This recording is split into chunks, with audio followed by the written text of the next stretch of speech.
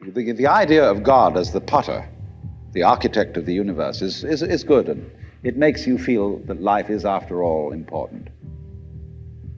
There is someone who cares. It has meaning, it has sense, and you are valuable in the eyes of the Father. But after a while, it gets embarrassing. When you realize that everything you do is being watched by God. He knows your tiniest, inmost feelings and thoughts, and you say after a while, quit bugging me. I don't want you around. So you become an atheist, just to get rid of it. Then you feel terrible after that, because you got rid of God, but that means you got rid of yourself. You're just nothing but a machine. And your idea that you're a machine is just a machine too.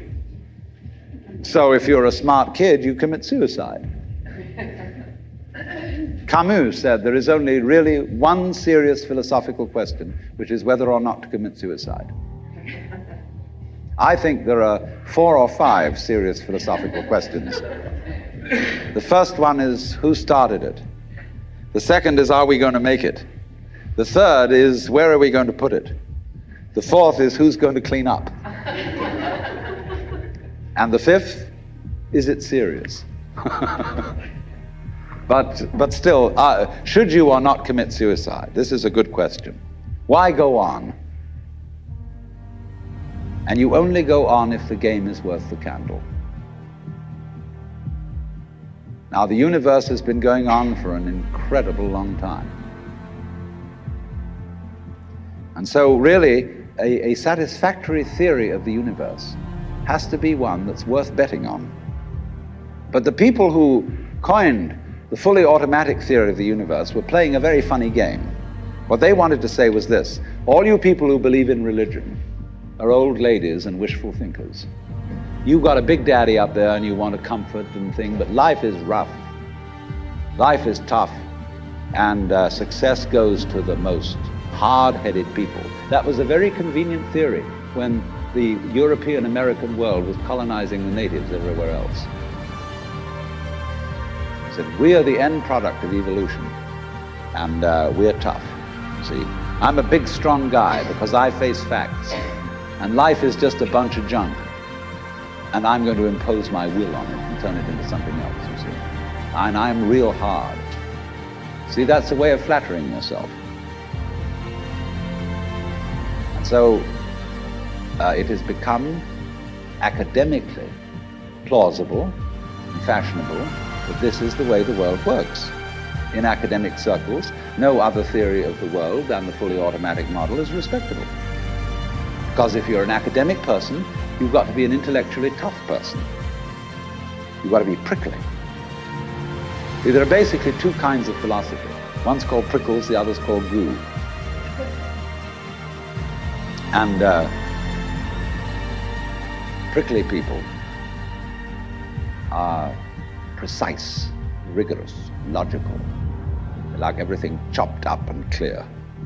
Goo people like it vague.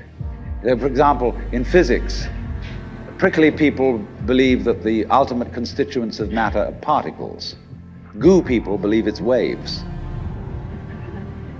And in philosophy, prickly people are logical positivists and goo people are idealists. And they're always arguing with each other. But what they don't realize is that neither one can take his position without the other person. Because you wouldn't know you advocated prickles unless there was somebody else advocating goo. You wouldn't know what a prickle was unless you knew what goo was. Because life is not either prickles or goo, it's gooey prickles and prickly goo. And they go together like back and front, male and female. And that's the answer to philosophy. See, I'm a philosopher, and I'm not going to argue very much, because if you don't argue with me, I don't know what I think. So if we argue, I say thank you, because owing to the courtesy of your taking a different point of view, I understand what I mean, so I can't get rid of you. But however, you see, this whole idea that the universe is just nothing at all but unintelligent force playing around and not even enjoying it is a put-down theory of the world. people who had an advantage to make, a game to play by putting it down and making out that because they put the world down, they were a superior kind of people. So that just won't do. We've had it.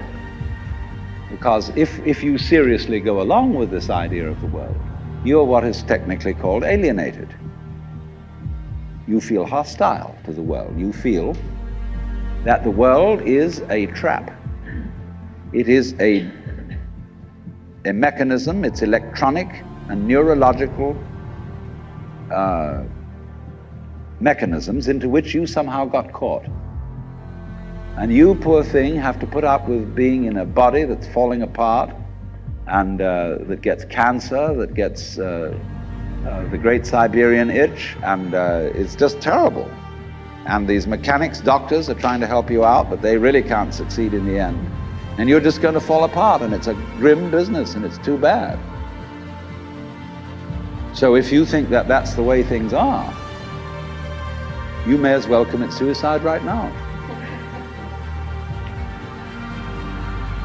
Unless you say, well, I daren't, because there really, after all, there might be eternal damnation in the back of the thing if I did that.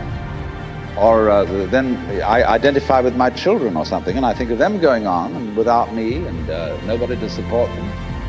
Because if I do go on in this frame of mind and continue to support them, I shall merely teach them to be like I am. And they'll go on dragging it out to support their children, and they won't enjoy it. And they'll be afraid to commit suicide, and so will their children. They all learn the same lesson.